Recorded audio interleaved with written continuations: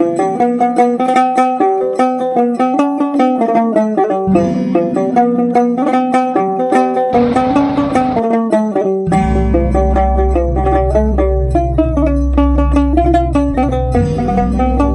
Everyone, আসসালামু আলাইকুম। সবাই কেমন আছেন? আশা করি সবাই তো অনেক ভালো আছেন। আলহামদুলিল্লাহ আমরা ভালো আছি। এই তো দুপুরবেলা সবাই মিলে চলে আসলাম। আজকে আম মাখা খাবো, এই জন্য প্রথমে আম ছিঁড়তে আসলাম।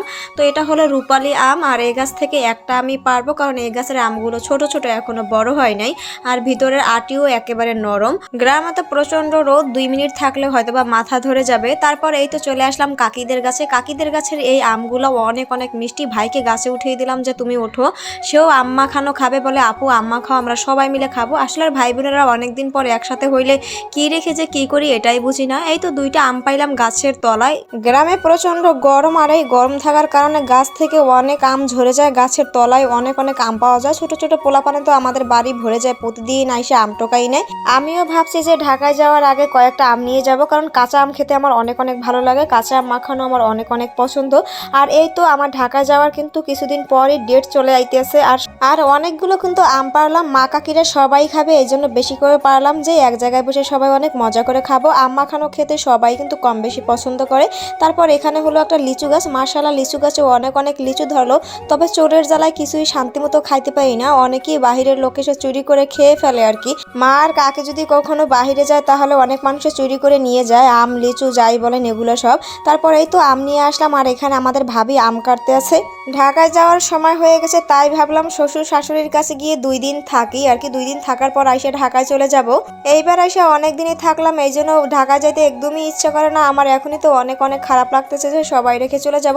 আমি আসলে তো মা অনেক খুশি হয়, কিন্তু আমি চলে গেলে মায়ের মনটা অনেক খারাপ হয়ে যায়। কি করব, মেয়েদের জীবন বলে কথা। এখানে আবার আমি আম খাচ্ছিলাম কিন্তু অনেক টক, এই জন্য এই তো বিট লবণ মতো লবণ মরিচ মাখিয়ে নিলাম। এভাবে আম খেতে আমার অনেক অনেক ভালো লাগে, তাই আমি সবসময় এরকমের বিট লবণের মতো করে আম খাই। আমার মতো এরকমের করে আম খেতে কে কে পছন্দ করো কমেন্ট করে জানাও।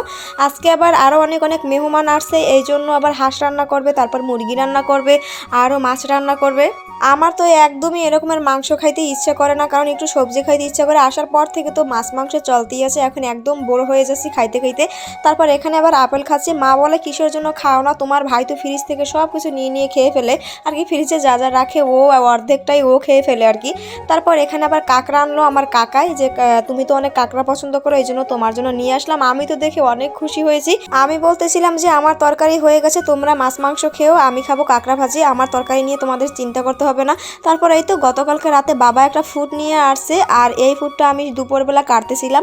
দুপুরবেলা কিন্তু ঠান্ডা ঠান্ডা কিছু খেতে ভালো লাগে, তার সাথে একটা পেঁপেও ছিল। তরমুজ বলেন, তারপর ফুড বলেন, যাই বলেন, দুপুরবেলা খেতে কিন্তু অনেক অনেক ভালো লাগে, কারণ দুপুরে অনেক গরম থাকে। পুরো একটা বাটি ভরে গেছে, আর সবার জন্য কাটছিলাম, আর ফুডটাও অনেক বড় ছিল। এইদিকে আবার মা কাঁকড়া কাটতেছে, মা বলে আমার জন্য রেখে দাও, আমি পরে খাবো।